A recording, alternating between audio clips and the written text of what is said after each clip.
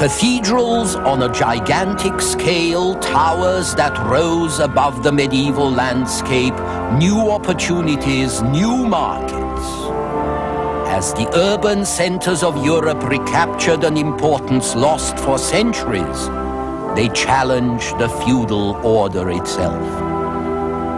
Cities and cathedrals, this time on the Western tradition.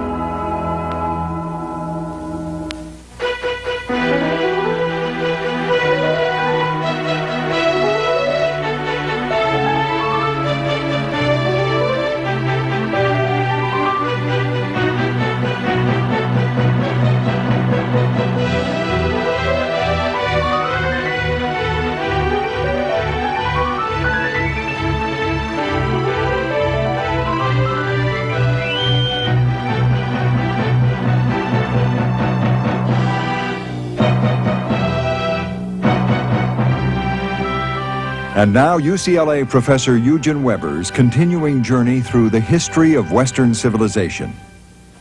Last time we talked a bit about what was wrong with the Middle Ages, at least for the average European. It was a time of fear and discomfort at best, painful death at worst. Malnourishment and disease were endemic, superstition was rife, and yet the hard realities of daily life could not extinguish an extraordinary artistic impulse. This rough world, these awkward minds, produced creations that still inspire awe many centuries later. When one talks about medieval art, one thinks of the cathedral, because the culture of the Middle Ages turned around this religious edifice, which was the expression of the most material aspirations as well as the most spiritual impulses. In a period of 3 centuries, from 1050 to 1350, France alone extracted several million tons of stone in order to build 80 cathedrals, 500 great churches, tens of thousands of parish churches. The French quarried and carried more stones in these 3 centuries than ancient Egypt in any period of its history, even though the Great Pyramid by itself has a volume of 2.5 million cubic meters. The foundations of the great cathedrals go as far as 40 or 50 feet down, which is the average level of a subway station. And in certain cases, these foundations form a mass of stone as great as that of the visible building above the ground. By the year 1400, there was one church for every 200 men, women, and children in Christendom, and the surface covered by religious buildings took up a great part of every city. Here is Norwich Cathedral. In places like Norwich, Lincoln, York, which had 20,000 inhabitants between them, there were 140 churches. There might have been more and bigger churches yet, except that it would have meant demolishing 1 or 2 neighboring churches and also building new lodgings for the people whose houses had been torn down, which tended to act as a brake on this building mania. Even so, the Cathedral of Amiens, which covered about 8,500 square yards, allowed the entire population of the city, about 10,000, to attend the same service. For a comparison on our own scale, you have to imagine a modern city building in its very center a sports stadium that could accommodate 1 million people. The same gigantic scale appears in the height of the walls, the towers, and the spires. This is the Cathedral of Beauvais in France. You could build a 14-story building inside the choir without reaching the roof, which is about 157 feet high. In the 12th century, the men of Chartres built a spire 345 feet high. Thank God no one has yet built a 30-story building there to equal it. And no one has put up a 40-story skyscraper in Strasbourg that could match the 466-foot spire of the cathedral there. Here was a powerful form of self-expression, and one which literally dominated a good deal of life, towering over the squat, crowded cities and visible for miles and miles around, so that even today you see the towers of the cathedral when you're still half an hour's drive away from Chartres. Clearly, the spirit that planned and built these extraordinary enterprises was not altogether primitive. It was inspired by a religious faith and religious awe that was determined to build temples to the Christian God more splendid than the heathens had ever conceived. Style and scale may have been affected by what was going on in Syria or in Spain, in Arab architecture, of which merchants and pilgrims were bringing back word, but it was also inspired by fierce local patriotism and pride, and by a very modern emotion, competitiveness.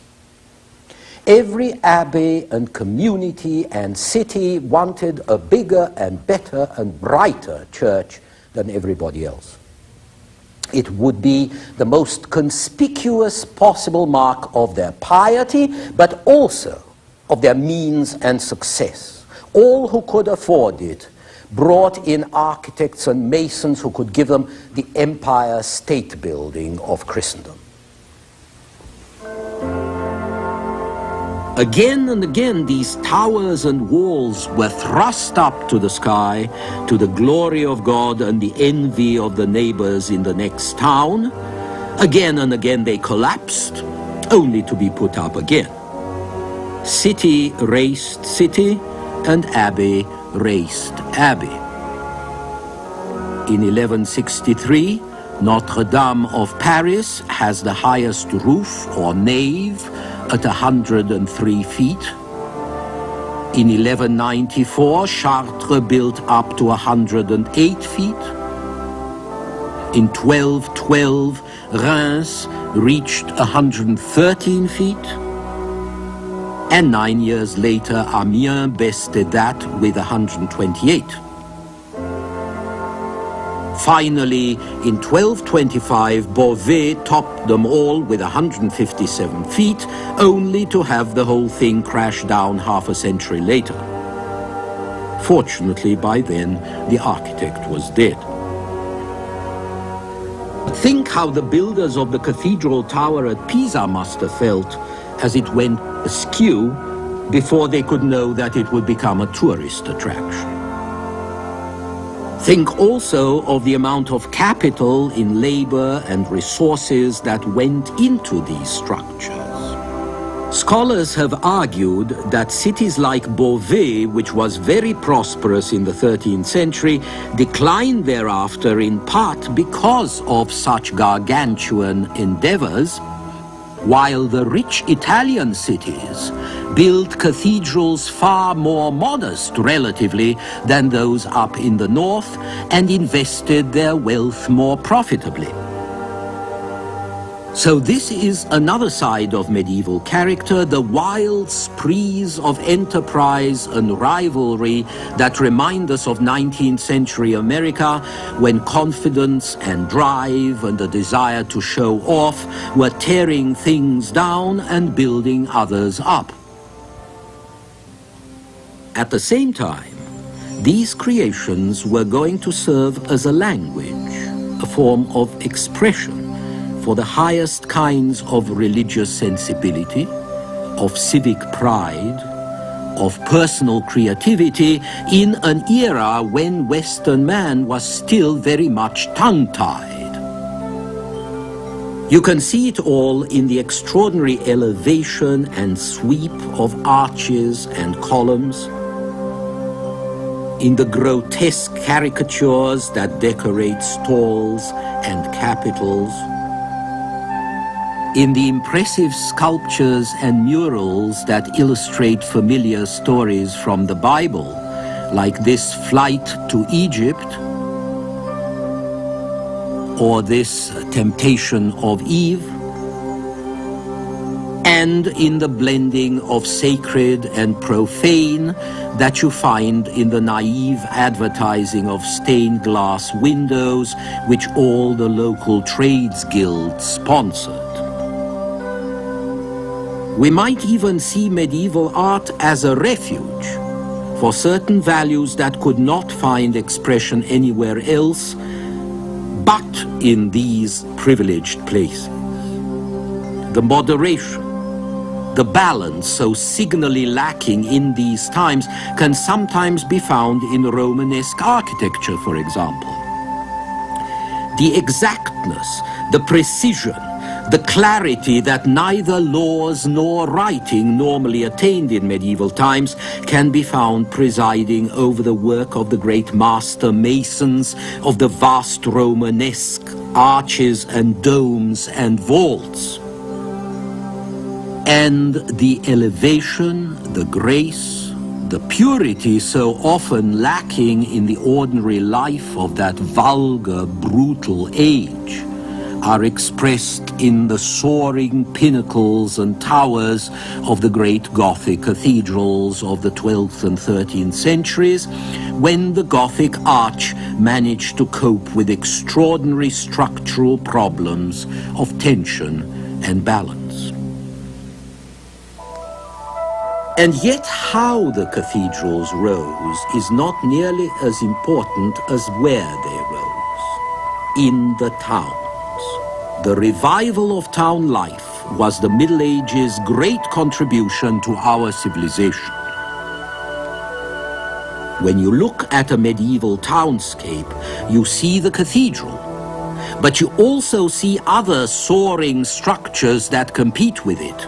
The towers that noble clans built to maintain the feuds of the old system, as between the Montagues and Capulets of Romeo and Juliet. Towers that turned a lot of places into miniature Manhattans.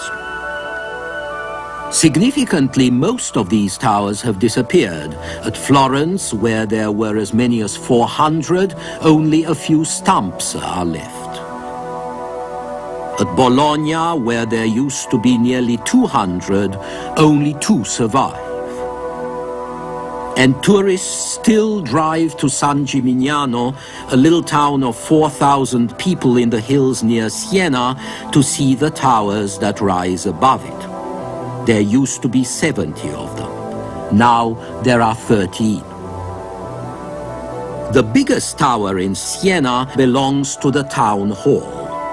And this is fitting because it was the town halls and the trade exchanges all over Europe that were going to supplant the cathedrals in importance, just as the modern world was going to win out over feudalism. If the First World War hadn't blown it up, you could still see the great clothing hall at Ypres in Belgium. 433 feet long, bigger than most cathedrals and just as splendid. The clothing hall was started in 1200 by the Count of Flanders, and this tells you 2 things. One, that some lords knew where their interests lay. And 2, that the greatest profits from now on would come less from robbery and violence and more from trade. Especially from the textile trade on which the prosperity of many cities was founded in England, Flanders, the Low Countries, Italy and France. Trade in the Middle Ages meant exchange, exchanging one product or commodity for another, and it involved a great deal of travel. In late 12th and early 13th centuries, The fairs of Champagne in northeast France became the main European exchange centers because the counts of Champagne had the good sense to improve roads, build market halls, set up special courts to enforce deals and contracts made at the fairs, and to keep the peace, at least as long as the fairs lasted a week or two, 6 times a year. There were lots of things to ship and exchange, from wine to slaves, from spices to the pickled herring that made the fortunes of the Baltic and of Dutch North Sea ports. At Danzig, for example, corn and timber coming down the Vistula River on the way to England or the Low Countries was transferred from barges to seagoing ships. At Lübeck, it was transferred back to land transport to go as far as Hamburg on the Elbe and then back to ships again. But the greater centers developed at the 2 ends of the most obvious trade route in Europe, in Flanders around Ghent and Bruges, where English wool was shipped to the continent and turned into cloth, and in Italy, centrally located for the Mediterranean trade. When we talk about the revival of trade and cities, we've got to keep a sense of proportion. By modern standards, everything was on a very small scale. There wouldn't be a European city to match Constantinople until the 18th century. Bruges had a population around 35,000. Milan and Venice, the 2 biggest cities in Europe, had 4 to 5 times that many, at most.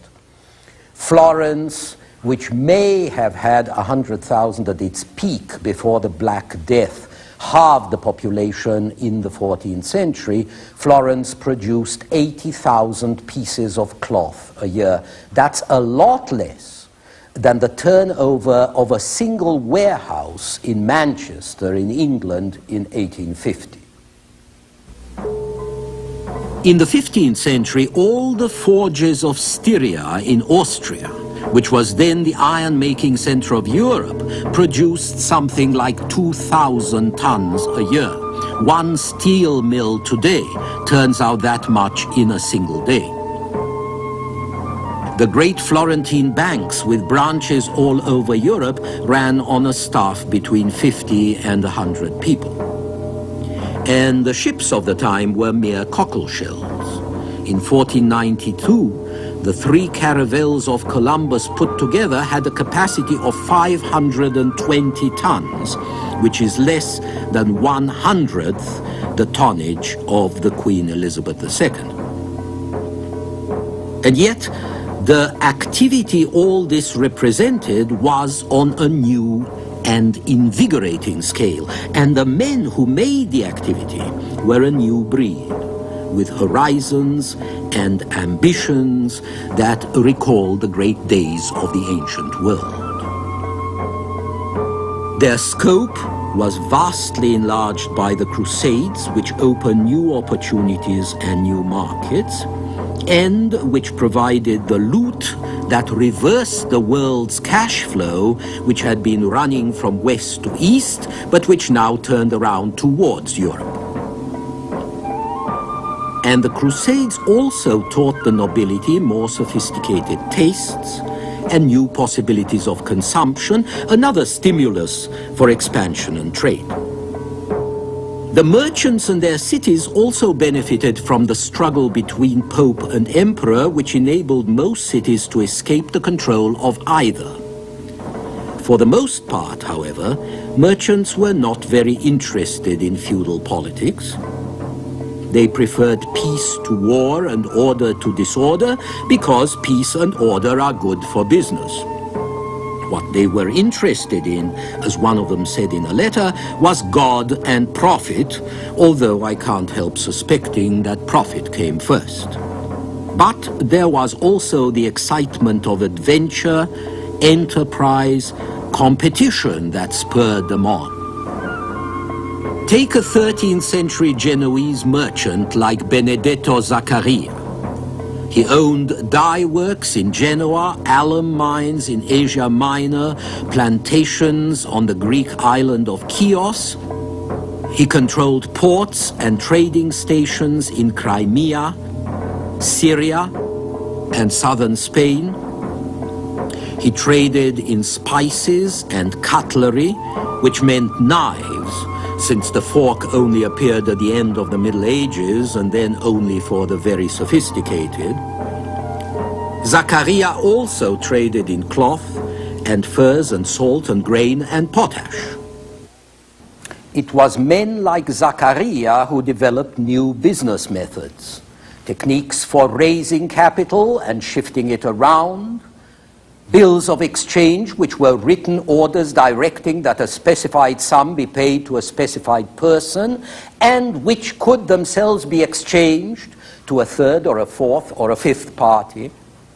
And there were places called exchanges where goods could be bought and sold on paper without being seen, and double entry bookkeeping to keep track of business, and new associations called companies in which you could buy shares to spread the risk, and insurance to spread the risk still further. There was always risk, of course, and often it was personal as well as financial, especially for the small traders who traveled alone from one foreign place to another. Remember that foreign in the medieval world could well mean any place 5 or 10 miles from home. Here is the advice a 13th century Norwegian merchant gave to his son. The man who is to be a trader will have to brave many perils, sometimes at sea, sometimes in heathen lands, but nearly always among alien peoples. And it must be his constant purpose to act discreetly wherever he happens to be. If you come to a place where the king or some other chief who is in authority has his officials, try to win their friendship. And if they demand any necessary fees on the ruler's behalf, be prompt to render all such payments, lest by holding too tightly to little things, you lose the greater. Also, put a good price on your wares, though not too high, and yet very near what you seek can be obtained. Then you cannot be called a foister.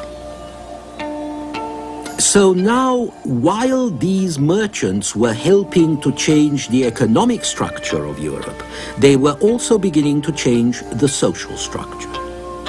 The word company, for example, which comes from the old practice of breaking bread together, had an aristocratic connotation. Alexander the Great had companions. So had Charlemagne. When the word was adapted to business ends, it suggested the new men's aspiration to nobility. And some of them lived like princes and exercised great power, like Jacques Coeur, who was the financier and advisor of the French king in the middle 1400s and whose palace in Bourges remains a monument of Gothic art. These were the people who invented modern banking, which was named after the banchi, the benches or stalls that merchants and money changers used in the marketplace. Like Zachariah or Jacques Coeur, the first bankers traded in every kind of luxury and necessity on the general principle that diversity of investment spread the risk. Soon they progressed far enough to help finance crusades, to lend money to kings and be ruined when these failed to pay back their loans, to take over the finances of the papacy, and finally to move from financing popes and kings to producing them. The Medici family of Florence produced 4 popes and 2 French queens in the 16th century alone. But families and individuals have risen in the world in all societies and in all ages. More important were the notions they embodied of investment in something else than salvation and the afterlife, of enterprise in something else than robbery and violence, of the importance of literacy and accuracy. Quite simply, what we now tend to disparage as bourgeois values: hard work, thrift, honesty, responsibility, all of which may be a bit of a bore, but which were a vast improvement over the bloody anarchy that had gone before. Next time we shall look at how these economic and political changes began to transform Europe in the late Middle Ages. Please join us then.